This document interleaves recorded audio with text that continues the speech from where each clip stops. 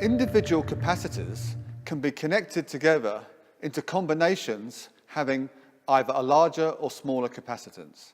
Here I have a number of identical microcapacitors, each with a capacitance of around 10 nanofarads and a maximum voltage rating of 10,000 volts.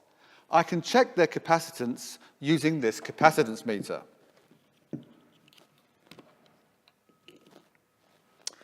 And here we have a capacitance of 10.5 nanofarads.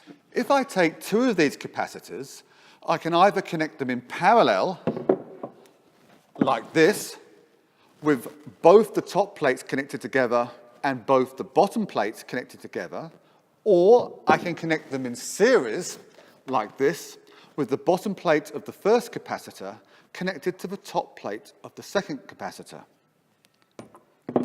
Let's look at the parallel combination first. In parallel, the total capacitance is doubled,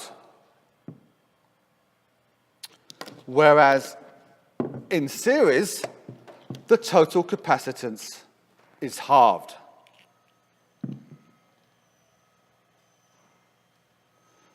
Now I can keep adding capacitors in parallel, and the total capacitance is given by the formula C total is equal to C1 plus C2 plus C3. While if I keep adding capacitors in series, the total capacitance keeps decreasing according to the formula 1 over C total is equal to 1 over C1 plus 1 over C2 plus 1 over C3.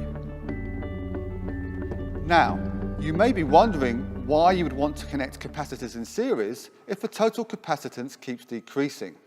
The main advantage is that you can charge up a series combination to a higher voltage, or to use better language, potential difference.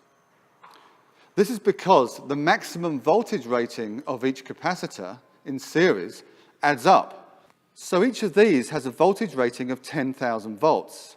So that makes 10,000 volts plus 10,000 volts plus 10,000 volts, giving us a total voltage rating of 30,000 volts. This is because when you charge up a series combination by connecting them to a battery or power supply, they all store the same charge Q.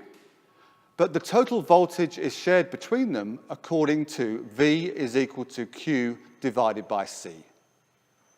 However, when you charge up a parallel combination of capacitors by connecting them to a battery or power supply, they all charge up to the same voltage or potential difference as the power supply, but now the maximum voltage rating is just that of the lowest rated capacitor. This is an impulse generator. It's used to create artificial lightning in the lab. It consists of 10 60 nanofarad capacitors connected in parallel. Now we charge them all up to 100,000 volts, and then we use these spark gaps to reconnect them in series. Now when this happens, the 100,000 volts across all 10 capacitors adds up to give us 1,000,000 volts.